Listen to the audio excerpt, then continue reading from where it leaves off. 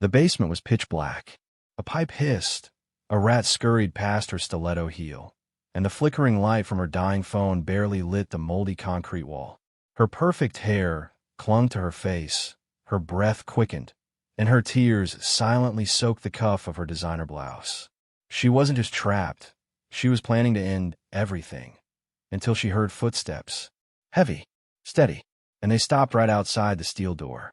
Before we dive in, drop a comment with where you're watching from, and don't forget to hit subscribe for more videos like this. Let's begin. The old maintenance elevator screeched as it stopped one floor too low, slamming instead of clicking open. Noah Bishop cursed under his breath. Damn thing again. He'd just finished cleaning the finance floor, wiped the last espresso stain off a marketing desk, and was hoping to make it home before his daughter's school called about him being late, again. The janitor's flashlight flicked on as he pried the basement door open, only to pause at the faint sound of a whimper. He scanned the hallway. Hello. Silence. But then again, just a small choke sob. Noah stepped in slowly, following the sound. His boots echoed. The air smelled damp, metallic, and forgotten.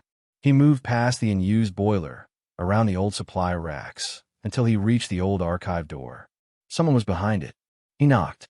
Hey, you okay in there? From the other side, silence.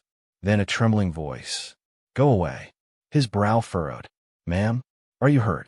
She didn't answer his question, just said, so faintly he barely caught it, please, just leave me alone. Noah wasn't the type to walk away. He'd been that voice once. 8 years ago, when his wife had overdosed and left him with a 2-month-old daughter and nothing but silence in a cold hospital room. He reached for the handle. Locked. He knocked again, firmer. I work here. Name's Noah. You're not safe down here. Tell me what's wrong. On the other side of the door, CEO Madeline Ross had sunk to the floor, legs pulled to her chest, mascara smudged beneath her eyes, the shattered remains of a porcelain plaque. Fortune's fastest growing 2024, splayed beside her. The door might have been thin, but so was the line between grief and goodbye. She whispered, You don't know me. Noah knelt outside the door. Maybe not, but it sounds like you need someone to. Silence hung like fog, but her breathing slowed. Slightly. Madeline stared at the crack beneath the door. They all left hours ago. No one even noticed I was gone. Noah exhaled, heart aching in a way he hadn't expected. Well, I noticed. That single sentence, so normal, so human, chipped a crack in her wall of despair. She didn't tell him her name, but when he offered, Can I just stay here, talk with you through the door for a bit, she nodded. And somehow, in that dusty, cold, forgotten room beneath the empire she built, a conversation began that neither of them knew would change their lives forever. Noah sat cross-legged on the concrete, back against the wall outside the archive room, eyes shut, listening to the silence between her hesitant breaths. You ever just feel like, her voice finally broke the stillness, like your life doesn't belong to you anymore? He glanced at the rusted hinge of the door. Every day for the first year after my wife died. Inside, Madeline blinked at the ceiling. She hadn't told anyone, not her assistant, not her board, not even her therapist, what she'd brought down here in her bag. The letter, the pills, the final draft of her resignation, time-stamped. It wasn't a breakdown. It was a surrender. But this janitor, this stranger, wasn't rushing her. He wasn't pushing her to confess. He was just staying. You sound young, she said finally. 37. A pause. You sound older. Single dad. Stress adds years. She almost smiled. Almost. Why are you even here? Everyone else left hours ago. He tapped the flashlight against his palm. The 7th floor conference room had gum in the carpet. She swallowed. And now you're stuck with the CEO having a meltdown on the other side of a locked door. He paused. Is that what this is? A meltdown? She didn't answer. Because truthfully, no, it wasn't. It was a plan, and it was almost complete, until this voice, this warmth, interrupted it. Can I ask your name? He said. No. He nodded slowly, respecting the boundary. You ever think, she whispered, that maybe people like us weren't meant to be saved? He leaned forward, his voice firmer now. Then explain why I found you. Tonight. In this place. Out of all the damn places I could have been. Madeline stared at the cracked light bulb above her. Luck. No, he said softly. Fate. And just like that, she cracked. Not entirely. Just enough. Enough to whisper, "Madeline." He smiled. "Hi, Madeline. I'm Noah. And for what it's worth, I'm not leaving until you're out of there." Madeline Ross had built her reputation on being unshakable. Ice-veined in the boardroom. Untouchable in negotiation. Billion-dollar mergers. Ruthless media takedowns. She'd been called a storm in a suit, a dragon in red lipstick. But as she sat alone on the floor of that damp basement archive room, knees pulled tight to her chest, all of that power felt like paper set on fire. Noah's voice was still outside the door. Calm. Present. Just enough to keep the panic at bay. "Madeline," he said gently, "I know I'm just the janitor, and I know I probably don't look like someone who's had a good life story, but if there's something you need to say, I'm here.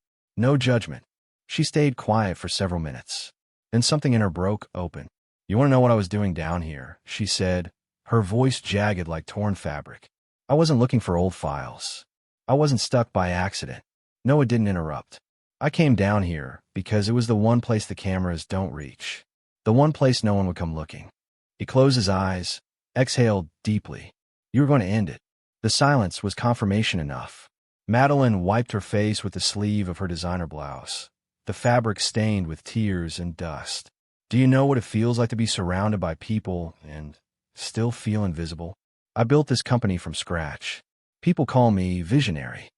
Unstoppable. But when the door closes and the lights go out," her breath hitched.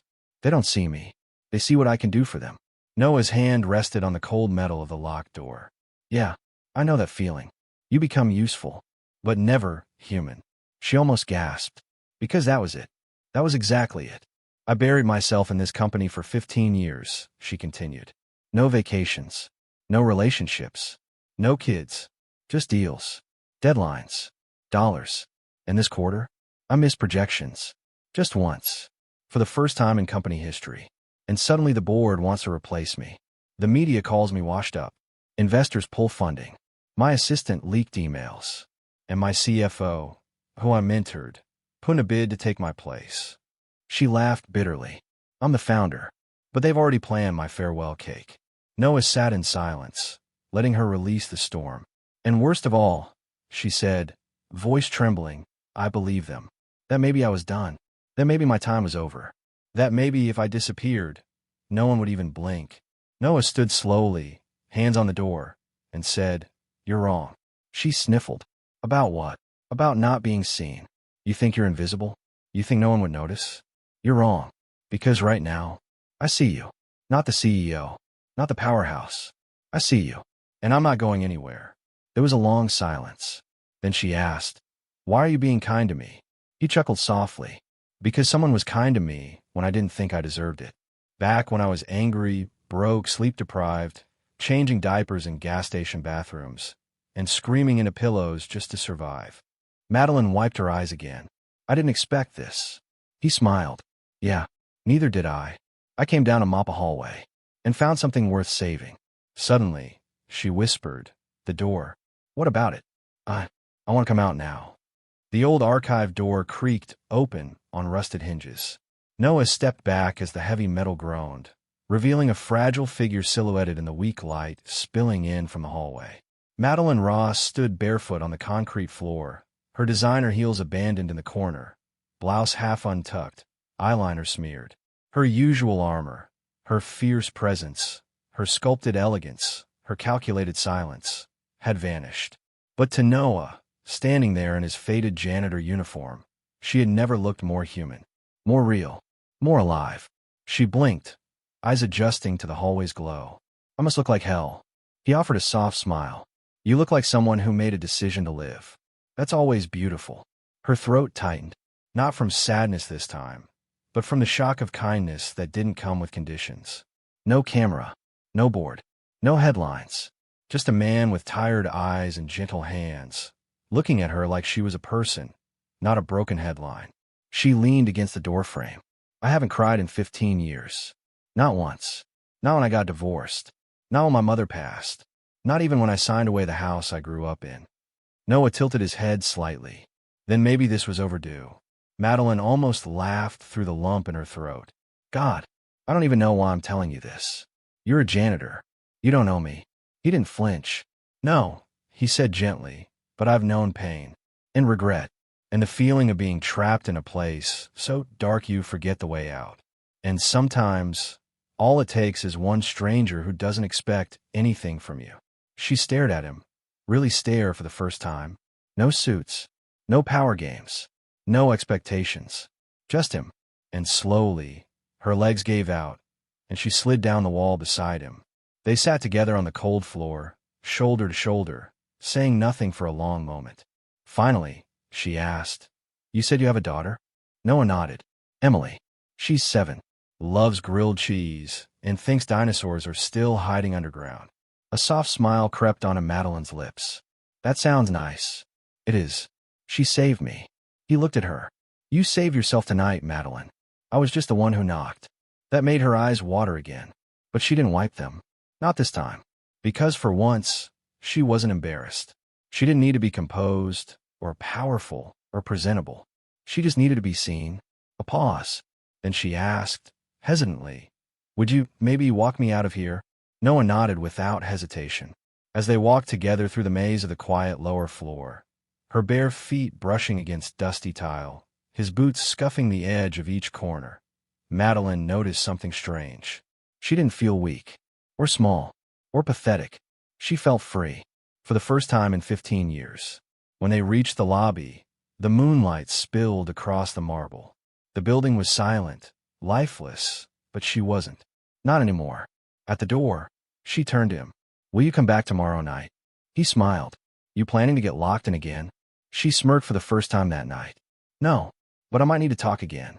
And I trust you." He held the door open for her. "Then I'll be here."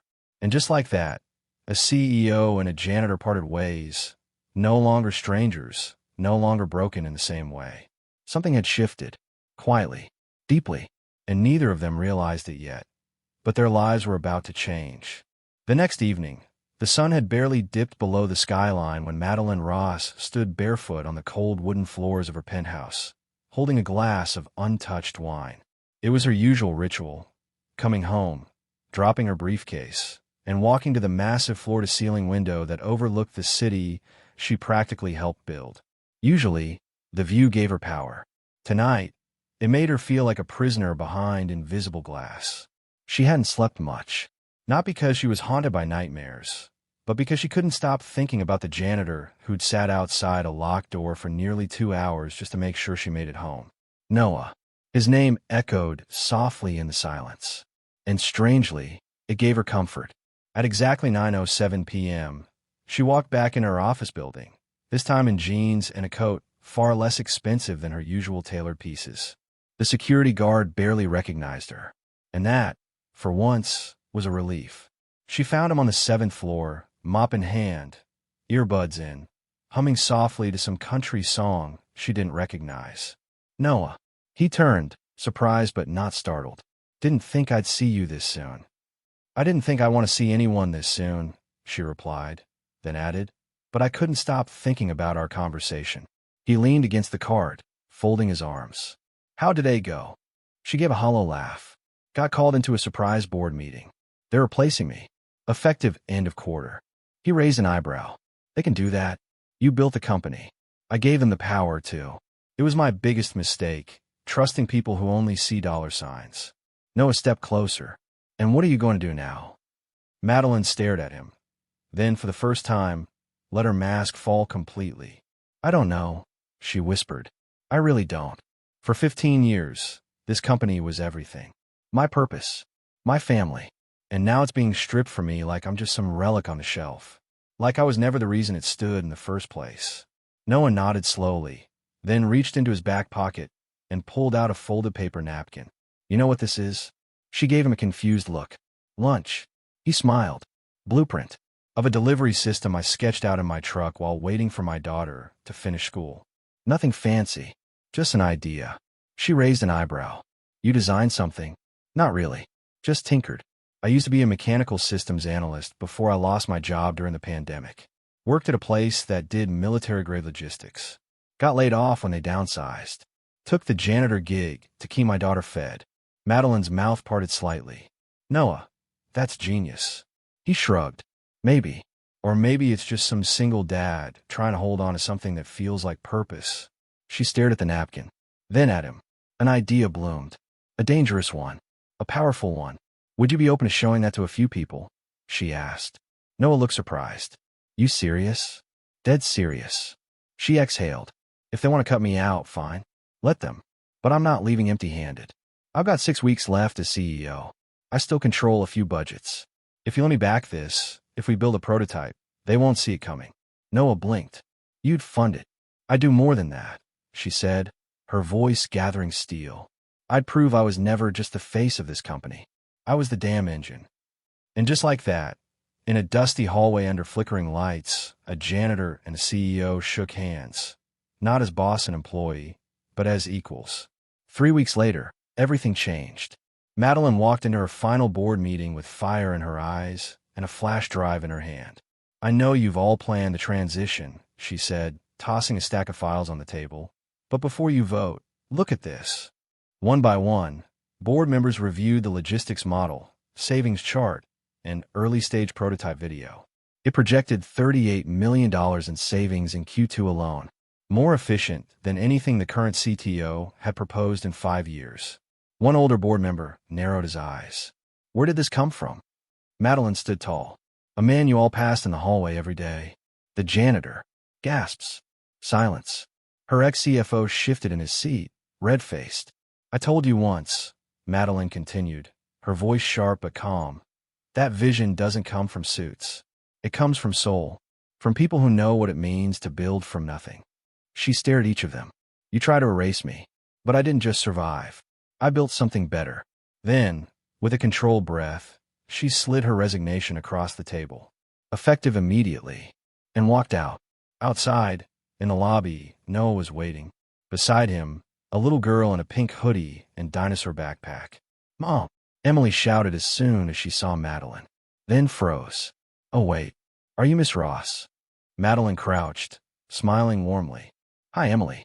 I've heard all about your love of T-Rexes. Emily beamed. Noah approached. You did it, didn't you? She nodded. I burned the bridge and built a new one. He hesitated. And now what? She looked at him, this man who'd shown her a light in the darkest room of her life, who didn't judge her for breaking, who let her be human. Now, she said, smiling softly, we build something. Together. He blinked. Business. She took his hand. And maybe life. For the first time, Noah didn't feel like a janitor. And Madeline didn't feel broken. They felt like two people who had found light in each other, just in time.